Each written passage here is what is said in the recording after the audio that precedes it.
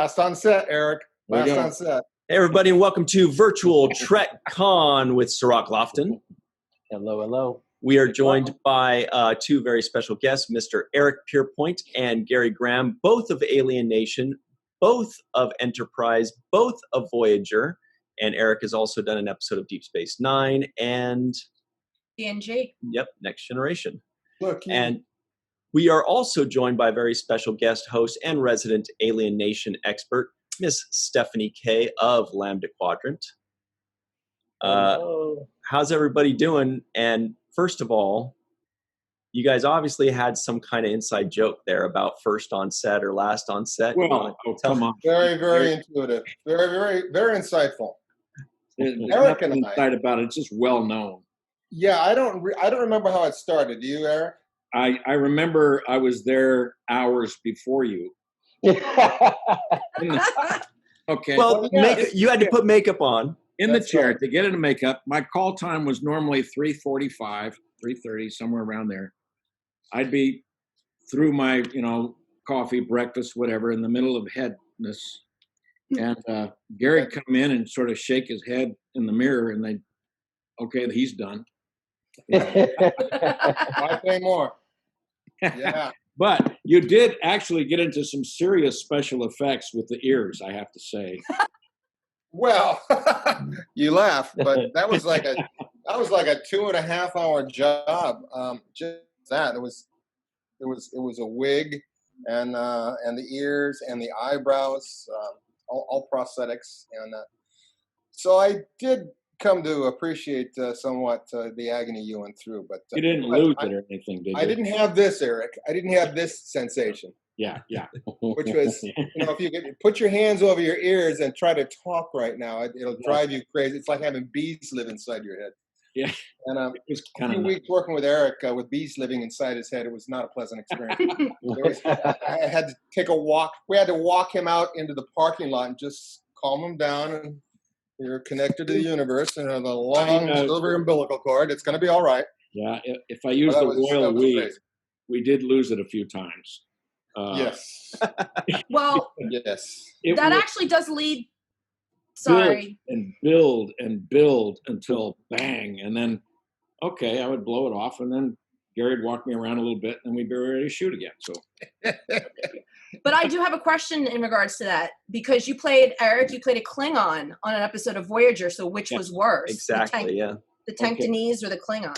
So, the story that I have about doing the Klingon was I was back east at I think shore leave or one of these conventions, and I had shot pretty late into Friday night, so I spent the weekend in Baltimore. I think had to get on a plane to then get into Klingon makeup.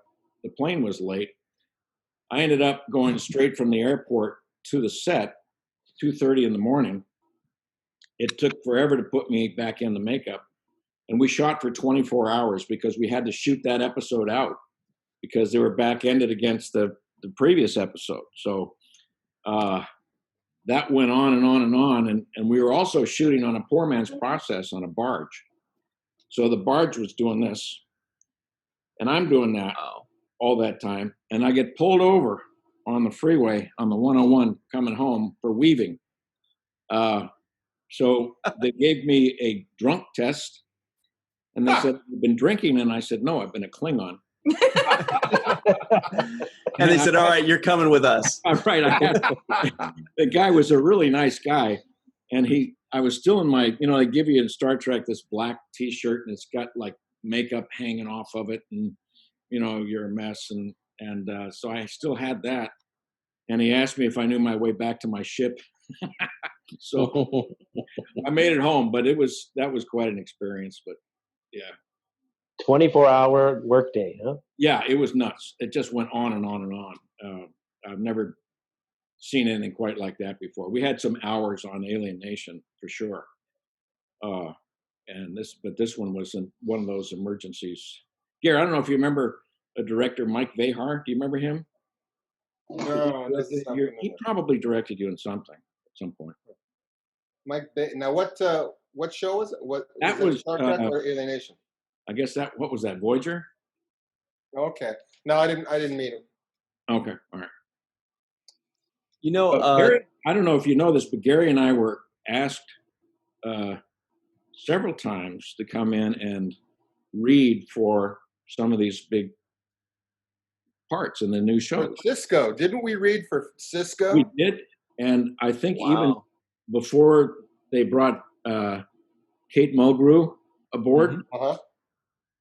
they had a casting change Mhm. because whoever did started the show, I Right. think quit or something. She Oh, lasted a day yeah. and a half. Wasn't that French actress? Canadian. Canadian. Okay. Genevieve. Yeah, Bujold, yeah. Right. So I guess she figured out that television was not as easy as. But Wasn't that Genevieve? yeah. Mhm. Joe. So we would go in and we'd that- read for Yeah. the captain, or I think I even read for Riker, Wow. and then I think they I read kept that somewhere. giving me other parts, which was great. It was great. I do remember reading about you and reading for Riker, actually. Sorry, Cirroc, what were you saying? No, I was just saying that the two of you guys had so much chemistry, starting off on this first pilot episode of Alien Nation. I wondered if you guys had worked together, or was that just something that you built on the set together? Wow. Now that's Eric. If you think about that, that's the highest compliment we could receive, because we just met. We just met after I got cast. You Right. were already cast, and we had one day. You guys got into makeup. All the Tinktonies got into makeup, and we went down to downtown, walked around Olivera Street or something, and bus station, and just I think Kenny Johnson's idea was to let the actors get an idea of how they're looked at by humans. And the surprising thing about it was we were expecting all sorts of strange reactions to these sponge heads, these Tinktonies walking around amidst, and hardly anybody gave them a second glance. This is LA. Some Yeah. some weirdos. We got a lot of recognition that we were doing a show, but there were a couple of things. One woman told her son, I think this was a Union Station, look at that burn victim. Yeah. With this, Oh, it's so pathetic.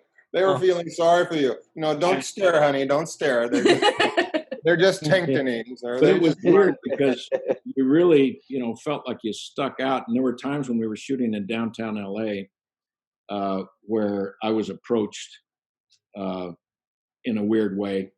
One guy with a pocket knife, and he started looking at me and he started stabbing a milk carton. And the milk was a warning. was leaking out, and I'm thinking that could very well be me. Some kid. Was it soured milk though? That's right. And I don't know. Don't waste that. That was a good month. It was a good week, right? Yeah. Another guy said to me directly, "You're the ugliest person I've ever seen." Don't take it personally. And then another guy whacked me in the head. So there were a few things that happened, but Yeah, I remember that. And I felt, even though I didn't really know you then, Eric, I felt an instant sense of protectiveness about, here's my part. Hey, don't mess with this dude. Huh? Well, and that stuff plays Yeah. on the road. It does. It really does. I'm taking a bath here. Ready for you guys. I was moving furniture and jerking around, and it's pretty warm here.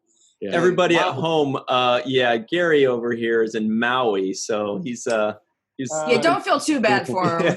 Somebody's got to do it, and I stepped up. I volunteered, and okay, let it be me. But we do want to thank you, Gary, for joining us all the way out in Maui in the middle of your vacation. Really appreciate that. Love it. Love you guys. So I'm happy, and I love the show, and I love Eric. Hey, But Gary. you, I haven't, I'll tell you though, we had so much fun. We laughed it seemed like we laughed all day, every day. To me, my memory. It's amazing we got anything filmed, wasn't it? It was just between the laughing and the crying, it was great. Exactly. The times, and I remember doing takes with you, Eric, and you're just a champion. You're a team player, and you don't break character no matter what. A light fixture falls, so many trips, you just continue with it. And God bless you, man. That was so great to work with and work off of, because you were just rock steady. And going into a scene, it's such a great feeling knowing that confidence that my partner, no matter what I give him, and He'll get it quite back. Often I was throwing all kinds of weird curveballs. Kenny would we would ask Kenny Johnson, says, Kenny, how could the scene ended 2 minutes ago and you got the cameras rolling. What's up with that? He goes, well, you guys just come up with stuff that I don't know what you're gonna do. So sometimes I keep it in the movie. It stays in the film. This shit that you guys come up with. I go, well, all right. I'm used to hearing cut. There's no cut. Just till we run out of film. Gary, capital S. Gary, if I could just go back to something you said about feeling protective about Eric, because I've been doing a rewatch the last couple of days of the show, and the one thing that really struck me and I thought was so great about the writing was that Sykes was dealing with his own prejudices and trying to kind of get past them. But yet there were times when you were so protective of George, just from that standpoint of he's my partner, he's the man I work with. At the same time, you were still trying to deal with who he was and getting used to working with him. And my own innate racism, if you will. Yes, exactly. Yeah. Racism. We sort of planned that out ahead of time. I saw an arc. Should we go the whole season? Or I saw an arc in that along the way, Matt Sykes learns some lessons about absolutely about dealing with other species in this case, and I didn't want to jump on the good guy team right away. I wanted to drag my feet into that evolution, into that metamorphosis. So I intentionally, left the rough edges in place for as long as I could, and then slowly I would be converted. And I found that to be the most organic thing about the story, because this isn't something where you go from episode 1 to episode 2 and you have your prejudices that you're dealing with in episode 1 and all of a sudden they're gone by episode 2 or 3. That's not really how it works. How it works is exactly what you described. And like I said, I'm already up to episode 13, where you're already kind of dealing with your feelings for Kathy as a Tanktonese woman. And it's just so beautifully done and so organic that you really feel like this is how it should be and how the story should be told. That's sweet of you to say that. And that's what we tried to do. As subtly as possible. Nobody wants to be lectured to. Nobody wants, to be hit over the head with this is the moral of the story. Nobody wants that. But if you can just let it sort of seep into the consciousness by osmosis and appear, first time and real, that's so much better. So, like I said, and it comes through because I've said this on my own podcast. I'll say this whenever I talk about a show. Organic is so important to me because I don't. Exactly what you said. I don't want to be preached to. If you're telling me something, if you want to give me a message, if you want to tell me something, that's fine. But it has to feel natural. Don't be sitting there pointing a finger at me. Right. Yeah. I wanted to ask you about that. When you guys first took this job, the pilot really sets the tone for this show. Right. And I think that the pilot episode really jumps right into these difficult, hard-hitting issues of race and racism and feeling alienated. You start off with these racial slurs, calling people slags. Yes. And I wanted to ask you, is that what interests you about doing this project right away? Is that something you said, oh wow, this is the kind of material that I think is gonna be hard hitting and really informative and open people's eyes? For me, absolutely. And Eric, I'm sure the same. We talk a lot about this. Absolutely. Yeah, I felt, first of all, the writing was amazing. And I'd worked with some of these people before. I also felt that, they had written George as someone who was fiercely protective of his family, but also wanted to fit in so badly. You know, he had to be liked, and so I felt like his attitude had to be as positive as I could do it, but at the same time defend those points along the way where he's furious because he's been mistreated, or he's been called a slag or whatever. So, but it was, I don't know, we somehow found a rhythm that worked with all the producers and the writers and the directors. And oftentimes it was fun because directors sometimes did not know what we were going to do. Right. Like if we were making up a ceremony, how do we do that? So we're imagining this on the set in real time, and that's what made it fun, so much fun, because it's not like move here, move there, move. We kind of had this feel for it, like the knowledge that Sykes would have. Like, what do you mean? It takes two men to impregnate a woman. You're going to let that happen? She's your wife, for God's sakes. I cherish the day. I cherish the memories. Was his response, right? So, it's like, okay, we got the Ganom and the Binom, of course. Of course. And not only that, we did tango. Yeah, and let's let Eric have the baby. Okay. Eric the baby. I got to say, Eric, your commitment to these traditions that you guys, as you say, you pretty much got together and made them up, but you pulled it off like a long-standing tradition that is, of course, it's like the sacraments that a Catholic church sometimes you go through, and it just, you've done this, you attended all these ceremonies of other people, and now it's your special time. Right. And the commitment that you had sort of sucked me right into it. And I just, well, it also allowed you to be a great observer. Yes. And feel very uncomfortable with it, but wanting to join in and not. If that's what you're, if that's what you're doing, we'll go with it. But, sure. Yeah. But that. There's another aspect to George that I wanted to touch on, and it's actually something that Aaron Eisenberg covered in an episode of DS9. George was going through PTSD before anybody really had defined what PTSD was. Mm-hmm. Yeah. There was, so many of the episodes that I like, again, back to the fact that I've just come off of rewatching them, a lot of them. But it really comes through what George had to go through and all the agony that he went through on the ship. And even though he's free in his mind, he's not completely free. No, to be able to overcome, like, the reality of in the one episode called The Game. Mm-hmm, Okay, so they're doing a Russian roulette kind of a thing with that, and he's taken back with the memories of having his brother killed and having them, be basically prisoners aboard a slave ship. And so it definitely, it gets in there and it sits there and it's connected to his brain and his spine. So then what are you going to do when you have to try to overcome that and make a success out of a new life as a species that's brand new to Earth? It's like, it was very touching to be able to have a character that had different layers, and I think that that's what pretty much everybody had on that show, was the opportunity to have all of these other, parts to them.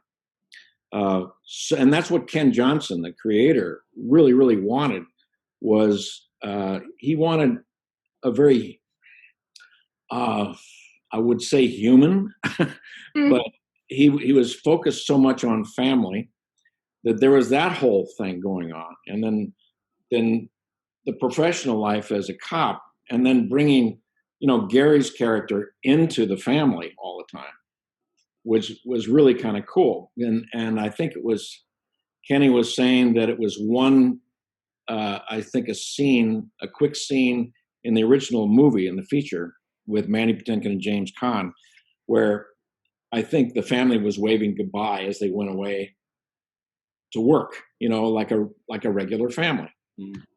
So he wanted to focus a lot on that That's what convinced him to take the project on. He saw that he saw the pilot, he saw the movie that it was based upon, and said, I'm not so interested in cop car chases and whatnot. But when I saw that scene that you just described, he said, okay, now we got a guess who's come to dinner type of thing going on that really appeals to me. So he wrapped his brain around that. And I think that's what that was largely the seed of success for our series, I think. There was a lot of other stuff that they brought into it. We had female writers, and they were very adamant about writing strong female characters. So that fit in as well. And boy, did they. Yeah, Terry Priest could just throw me across the room anytime. Had to go to special classes to have sex with to learn how to have sex with an alien, right? One of my favorite scenes, Eric, was when I come into the squad room and I'm like this, and you look and go, oh, Matt, did you and Kathy have sex? Did you that was the movie. That was Body and Soul. That was actually one of my favorite. Oh yeah. You missed the lesson number 3. Well, even in the pilot episode, Kathy's yelling for help, but then she kicked the ass of three guys that were trying to attack her. Yeah. Basically, I stayed with Kathy for protection. Hey, Eric, you mentioned Kenny Johnson, the creator. I did want to ask a little bit about that. Before you started shooting even that first episode, did he kind of sit you down, or maybe the directors or other writers, and just kind of say, this is my vision, here are some helpful hints, here's what I'm looking for? Early. Yeah, I got in on it early. I'd worked with Kenny before on a series called Hot Pursuit in 1984. So we were already good friends. And he called me and he said, I want you to do it. He didn't say which part. So I watched the show, the film. I'd seen it before. I got, let me look at it again. He goes, so I was thinking, well, do you want me to play, Gary's part? Yeah. This is before they brought Gary in. And he said, no, I want you to be George. And I went, let me look at it again. And I went, of course, I have to be. So what's interesting is that when you get the head on, you begin to transition into a character by studying how it works for you, how the sound comes out of that face, so that it may not be just regular Eric, there's a whole different rhythm to it. Even though it's me, it's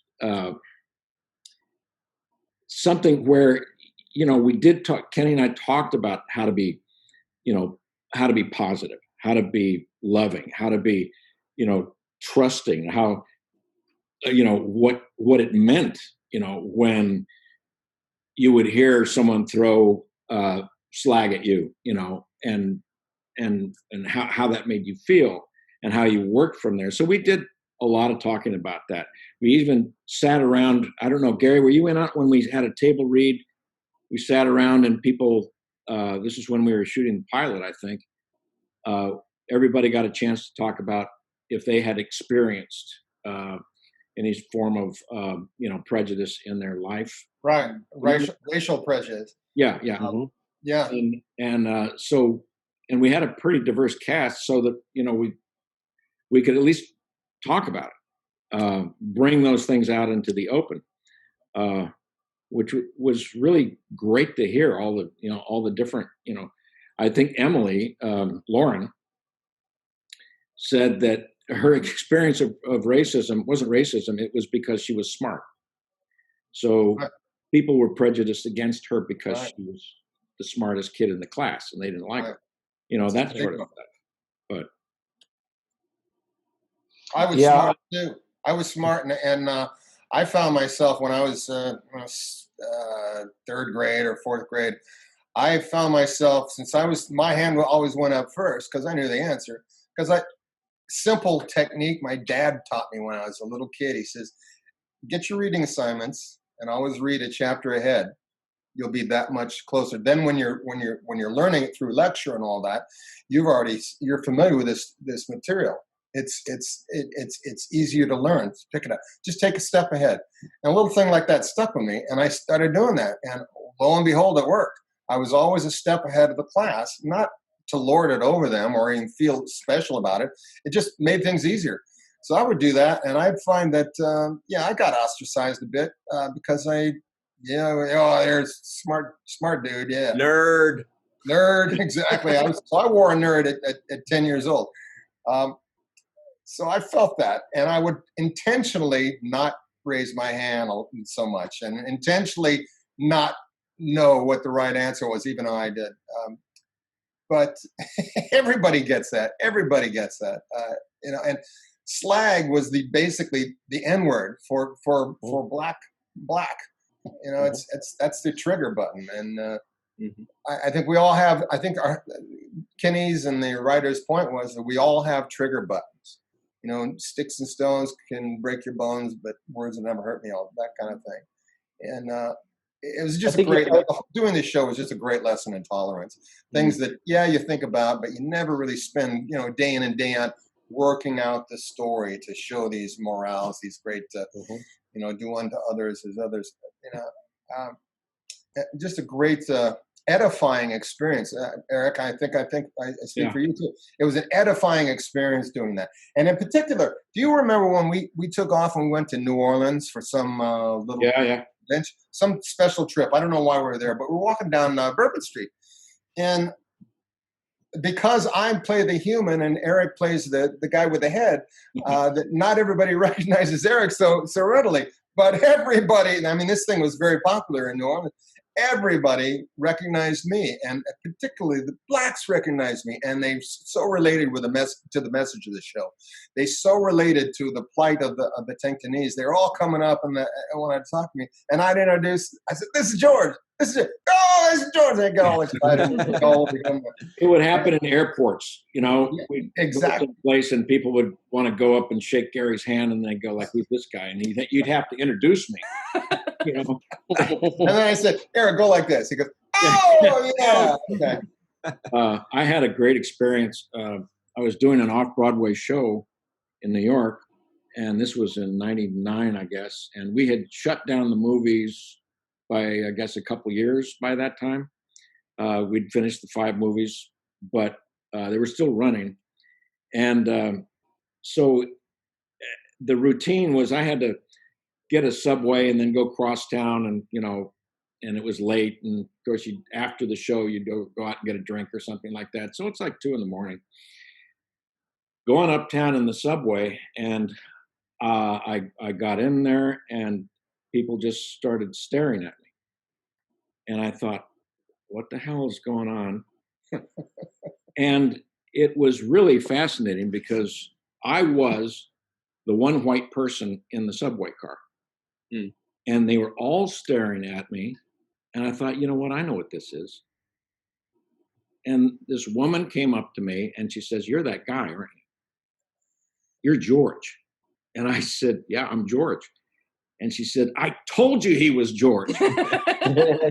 So now we're having this great conversation with a dozen people in the subway at 2:00 a.m.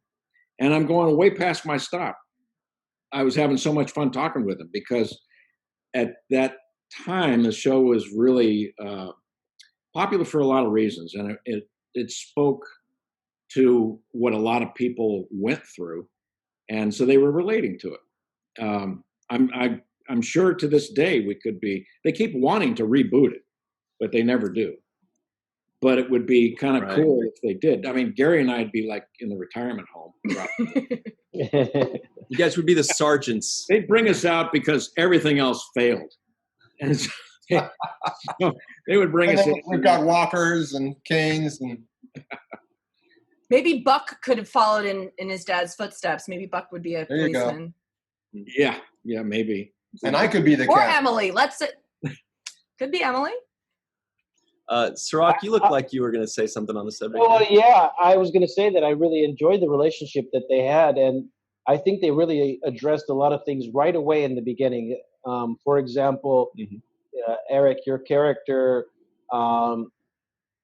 you asked Gary's character not to address him as slag in front of everybody. Can you not do that in front of everybody? You didn't say, can you not do it at all? You actually said, can you just not do it in front of other people while we're doing our procedures? And I just thought, wow, this guy is the complexity in that. It's not like you're totally denouncing what he's doing. You're just saying, hey, can you have a little bit of respect for me, sometimes. And I thought that was kind of poignant because that's something that people really experience.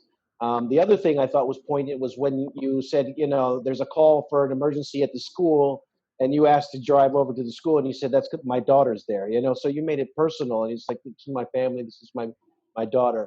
And then Gary, your character, I thought was amazing. The speech that you gave in front of that school, I think maybe the best speeches in television. It's just so meaningful. You talked about keeping America pure, and you were being sarcastic, but you did it in this way where like, let's do that. Let's keep America pure. Yeah, we should all wear white pointy sheets. We should put them on.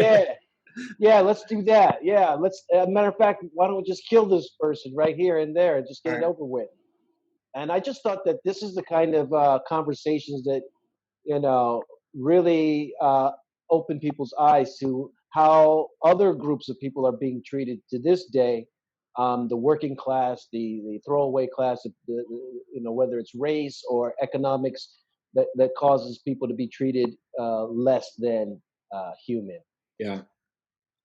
And Gary, I was watching that scene the other day because somebody posted it on Facebook. So I thought, fuck, I'm going to watch this thing again. It was great. And I thought, oh, yeah, I can see his Achilles tendon still blown out, right? I just blown out my Achilles 2 days prior. 2 days. And I just put a real hard sports wrap on it with ace bandages, taped it up real good, and hobbled around in intense pain. So that was a painful experience doing that scene. Wow. But you could, and if they kind of cut around it, but you could see me limp.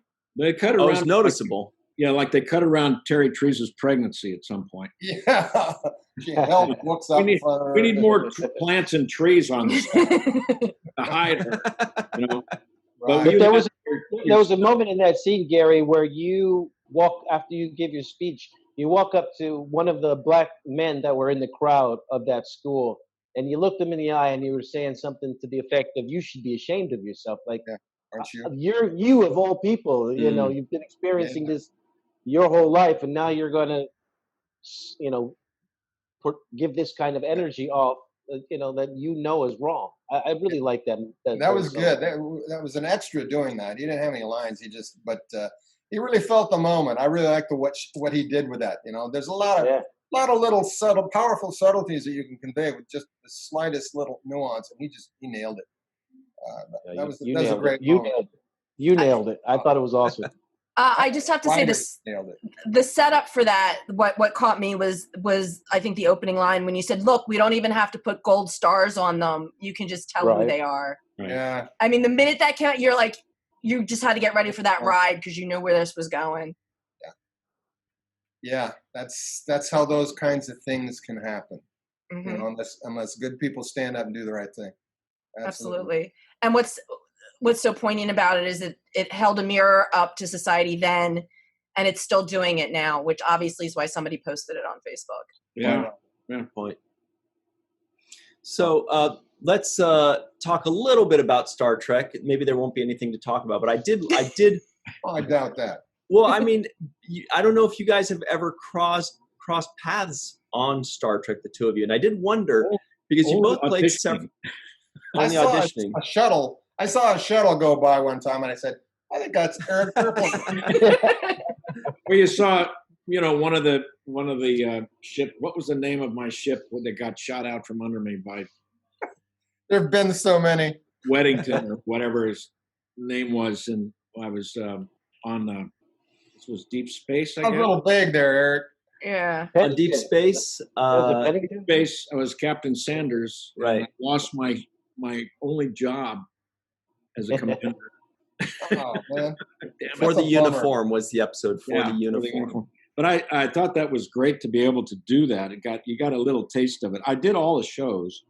You've done more characters almost Yeah. than Vaughn Armstrong, haven't you? I've Almost. I think I did 5. Yeah. 5. 5? Gee, I've only done 2. Yeah, So far. well, you stuck on 1 though. Ah, well, thank you.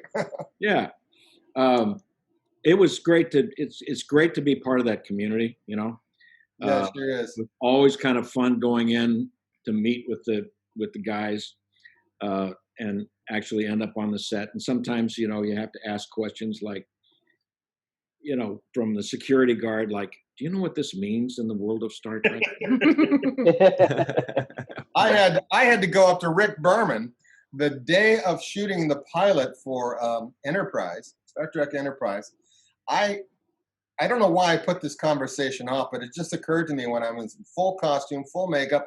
I'm on the set, and we're about 15 minutes away to shoot my first scene, which is with all the characters, and I'm sort of the focus of ridicule, basically. Let's ridicule the Vulcan. And I walked up to Rick Berman. I said, you know, I've got to ask him this. I was almost near a panic because I didn't know what I was doing. I figured in the reading, I'd done something, and I remember after the reading, gee, I got the part. I better try to remember what I did, because I don't know who the Vulcans are. I watched Star Trek as a kid and all that, but I didn't really know what I was doing. I'll let it out, let everybody know right now. I didn't know what I did. So I walked out and I said, Rick, he says, first he stops me and goes, wow, you look like a Vulcan. And I go, I don't know if I feel like a Vulcan.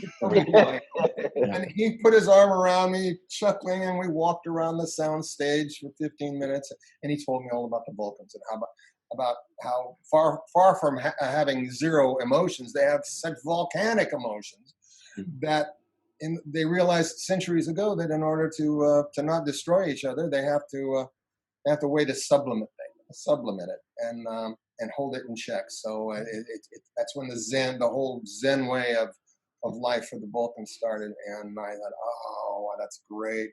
But now my panic, of course, is worsened because I didn't think about that. So I showed up on the set and I tried to incorporate all of that instantly, you know, within 20 seconds of preparation into my lines. So it was a wild, adventurous day for me. You're almost afraid to even say your first line because you want to be so ready, right? And you don't want to lie. Right. You should never lie as an actor unless you're really good. It's funny when you start in this business and you get your first job and if it was good for picture and they heard it, you know, for sound, and you got all the lines right and the script girl says, yeah, everything's right, and I didn't knock over the furniture or anything, then you've had it made, and never mind any kind of nuance or any kind of import to the story or whether you were any good or you sucked or whatever. It just, gee, they got everything. We can move on. That's how you are in the beginning. But, you know, where we're at, you worry about the subtlety. Am I missing this point? Am I remembering this backstory? You can say at our age. That's all right. Yeah, I remember understanding. Yeah. It's been a journey. It's been a lot of years. I remember watching the original Star Trek. I didn't watch it much when it first came out, but when I was in college, my roommate was into it. We used to watch it on about a 9-inch black and white TV. And we were sitting around talking about it, and he said, wouldn't it be great to be on a show like that someday? Wow. And then light years later, you're there, you know? Yeah. And you're doing this stuff, and it's kind of a thrill. You know, it's good. It's a good life, you know? It can be a really good life. It can be also hellishly frustrating, but, you know. You could end up in Maui. Yeah. I have a couple of questions. One of them is that I saw that you worked with David Carson, and he directed 2 of your episodes on Alien Nation, and David Carson directed the pilot episode for DS9. Just any words on working with David Carson? just that I enjoyed it. I liked working with him. He seemed very insightful, and I don't know about you, Eric, but for me, I like a director to just imbue, to convey the sense that you're going to be okay, no matter what. I got your back. Yeah. I got your back. You know, we hired you for a reason, so just get out there and do what you feel, and we'll talk about it. But mainly, they'll leave you alone. Well, in our show especially, we had a lot of room for invention. And a director, I think they were pretty much sat down and said, okay, the show's moving, the characters are full, watch them work. You know, so give them, as you say, the form. You don't want to over direct, but you also, and you have to be open to these, you know, these experiences that we're experiencing. So that if you're sitting around the humor at the dinner table, or the special ceremony of that's kind of like a bris, you know. But I think that the directors knew how much to be involved and when to kind of back off, you know. And my memory of David Carson was like that, you know, that he was very sensitive to what is the you know, because if you go in and you're a hired gun and you're directing an episodic, you're walking into something that has already got a rhythm. And I would imagine that Star Trek is, and Star Trek, if you know, if we had a word or two to change on Alien Nation, we would just do it. Yeah. You could not do it on Star Trek. You couldn't do that on Star Trek. In fact, almost directly after we did our last movie, I got my shot on Voyager, and as you say, I was really used to easy breezy, you know, throw it out and we'll see if it works, and not on a Star Trek. They run a really tight ship, and nothing escapes your mouth that isn't sanctioned by the tower on high, where they sit and going over every word and every pause and all every that. word. Yeah, wow. Every word. It was a real. I mean, it's an institution, you know. So they had. They're very protective of it. I understand that. Sure. Yeah. And if you say it perfectly, what does the script supervisor say, Cirroc? DLP, Lovey. DOP? Dead letter perfect. You got it right. Okay. DLP. But you guys actually worked with another. So David Carson did the pilot for Deep Space Nine. And after I finished my work on DS9, I actually did another show for Showtime called The Hoop Life. Nice. And the Hoop Life pilot was directed by Kevin Hooks, another director that I see you guys worked with on Alien Nation. He was the actor on White Shadow. Right. Yes, I remember. I like working with Kevin. Yeah. What do you? Me too. He was a fun guy. He was a lot of fun, as I remember. Yeah. And we had another director that we called Half Day Harry. Half Day Harry, we really liked that. I think we can guess why. They got out of work for what, about 3:30? Yeah, it was like what? We would start a scene. Like, we're done? What do you mean we're done? Don't we have like Harry 9 scenes? Harry S. Longstreet is his name. Yeah, Harry Longstreet. That's Longstreet. Half Day Harry, who Half Day Harry. Yeah, they retired. They live up in the Seattle area on one of the islands up there, and he's now a photographer. Still keep in touch with him once in a while. God love him. So we've got just a few minutes left. Stephanie, you look like you've got one final question you want to ask, probably back about either Enterprise or Alien Nation. No, I think, I got to go to my Enterprise. I go to my Enterprise stuff because it's my favorite out of all of the shows. And Gary, when we met in 2018 at STLV, I don't know if you remember, it was after the Rat Pack. And I came up to you and I told you Enterprise was my favorite. And I said, but the minute I saw Soval in Broken Bow, I knew exactly who you are. And for some reason you were surprised that I realized that you were Sykes. And I said, I knew you the minute I saw you. I know most people are surprised when I tell them, or they see my, the table with the photos and all that. They'll look at Enterprise and then look at Alien Nation and go, "You're that guy too?" No, for me it was like, oh my God, it's that guy. I'm the guy that hurt my Achilles in Alienation and played Achilles in Robot Jocks. There you go. Wow. Connection. Whoa. And for Eric, Okay, for the lightning round, let's go to Ryan. well, actually, I do have a little bit of trivia for Eric. I found out recently you and Connor Trenier were actually in the same episode of ER. We were. You know, I'm sure you shot on different days. You probably didn't even notice. I just found this out. He played a paramedic in one of the opening scenes. Huh. And then you were the patient with the worms. Oh, with Yes, the I had a worm. when the hemorrhoids went critical, right? No, it was worse. He had a tapeworm. I picked up a tapeworm as a traveling journalist or something. Mm-hmm. You know. He's like, thanks for bringing it up. I wasn't No, I watched this recently. It was just the look on your face when they told you that they had to pull it out like 2 millimeters a day and you'd have to come back. That look that you perfect. It was so perfect. Oh God. Yeah. Also, that might we have forgot actually to been mention Stephanie's got an enterprise podcast. You want to give us the name of that before we go? Absolutely. It's the NX7062 podcast. I was very privileged. I had Eric on last year. And that is up on Spreaker if anybody wants to listen. We had so much fun talking Alienation and Enterprise and everything that he's doing now. Gary has a standing invitation to come on. I'm going to put you on the spot anytime you want to come on my podcast. I mean, because I know you're just so busy down in Maui.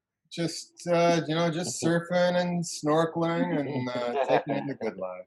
Hey, You can also go play in the snow in Haleakala, right? Haleakala. The snow? Yeah, they got snow way up there at the top I of the love it. I'll do mountain. some skiing up there. I don't know if they have snow. Don't do anything to your Achilles tendon. No. I have Uh, but we are just about out of time.